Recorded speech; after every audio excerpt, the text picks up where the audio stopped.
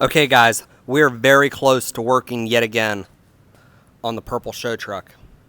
But first, we need to go outside and walk across the Sahara Desert on this crisp Missouri day of only 92 degrees to start the blackish blue Peterbilt. We never came up with a name for it yet. Let's go get it, bring it in. I got some things I got to finish up on it. Then we should be starting on the purple show truck. We haven't come up with a name for that one yet either. So walking up to it right off the bat, I can already see, because I'm super observant, that somebody stole the chrome trim ring or light ring off of that light. So we're definitely going to have to replace that. Moving on to the rest of the truck. But then these nifty little IFTA brackets here, I always get the same ones. But for some reason, I don't know what happened, but I guess I ordered a double IFTA sticker bracket because it's like a little too big. Like, I guess you could like do double IFTA stickers or some for permit tag on there. I don't know. I'm new to this stuff, guys. So we're gonna go ahead and do a cold start because I found out that YouTube really likes cold starts. So we're gonna get up in the truck and do a cold start video now. Oh my goodness. Is it chrome? Is it blue? Is it black? Leave a comment down below because this paint job is straight up gas, boy. Oh my gosh, guys, it's so hot in here. So we're gonna go ahead and do a cold start. As you can see, it is, like I already previously stated, a crisp 101 degrees here in Missouri. So let's get on with the cold start.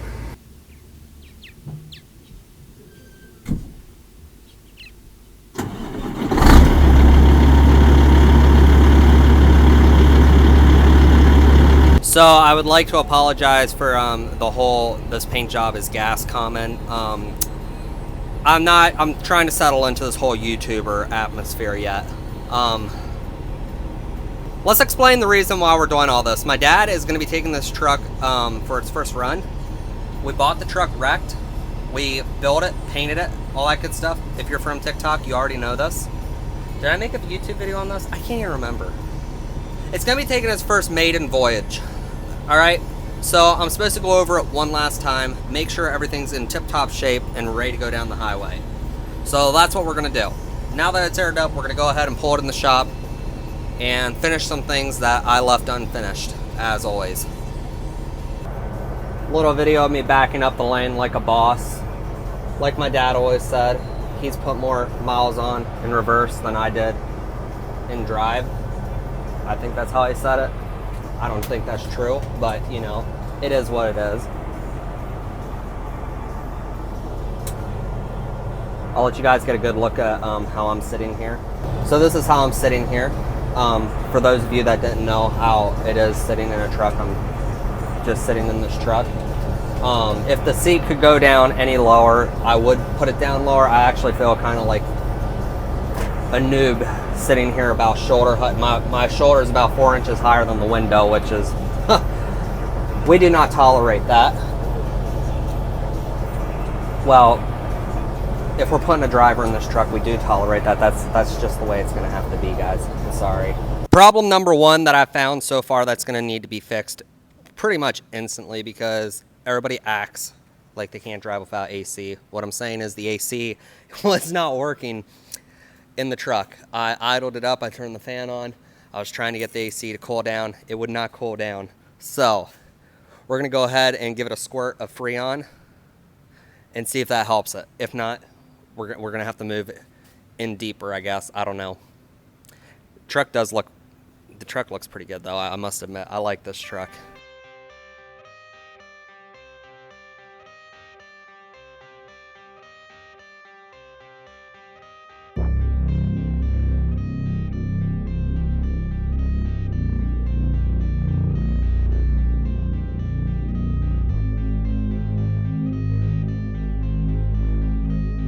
So let me run over a couple of the starting steps of troubleshooting why the AC is not working, because it is not blowing any cold air whatsoever. So first thing I did trying to troubleshoot why we're not getting cold air is, obviously I went through and I messed around with the control knobs a little bit. I went from cold to hot, hot to cold. The flapper's flapping in there because it got really hot really fast. Not blowing any cold air though. And obviously I gave it a couple love taps. Nothing's messed up there. So I went to the next obvious spot that I could think of. So then I opened the hood. I realized that the little clutch right here on the AC compressor. Right there, was not kicking in. So I came over here to where the little valve stems are to either suck it down or fill it back up. And I pushed on it, there was no pressure. So it leads me to believe one of two things. Or either when they built the truck, they just never charged the system because, like I said, we bought it wrecked, and I believe they changed the bunk. So they might have never recharged the system because all the lines, everything looks great. That all looks good. Or there's a slow leak somewhere. So either way, we're gonna go ahead and we're gonna suck it down, and we're gonna get it down to like -30 or whatever these gauges are showing, and then we're gonna close it up and we're gonna see if it stays sucked down for a couple hours. If it does, we know we don't have any leaks, or if we do, it's very, very tiny, and we're gonna go ahead and charge it and see if we can get the AC to work. I have fairly decent confidence that I can get this to work fairly easily. So while that's sucking down, we're gonna go ahead and fix up a couple other little things.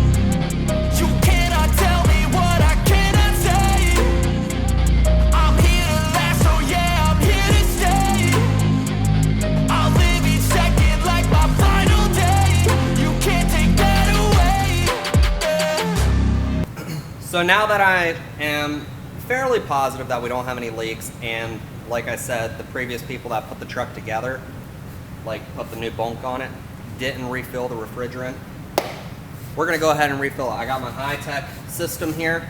We're gonna start the truck. We're gonna put X amount of pounds in to wherever I feel like it's looking proper on the gauges, and we're gonna go from there. Hopefully the AC will blow really cold air. I know what you guys think. You want to see my permits and my certifications. Don't worry, I have it. Check this out. Not to worry. I have a permit. This just says I can do what I want.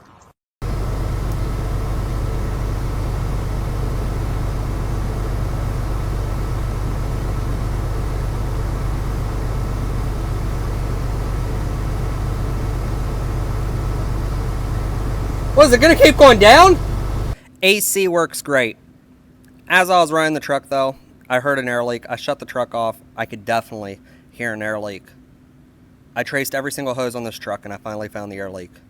As you can see on the reflection off to my left, I believe that would be your right. The reflection right there is the air dryer in the box, or the air dryer is not in the box, the reflection is on the box. Or there was a 1/4 inch quick connect line to 3/8 pipe leaking. It's not it's worn out. I thought I had another one. I don't, so I'm gonna have to get one tomorrow. So it would appear as though this truck is gonna take longer than previously thought, because I also called my dad and I was talking to him, and he reminded me that this bunk was not changed. It was the hood and the condenser. So that's why there was no Freon in this truck. You know, I spent a day in school once, but the school marm claimed that I just couldn't concentrate. Well, let me show you what we're going to be doing tomorrow. I bet you guys didn't realize you were in the presence of a certified forklift operator.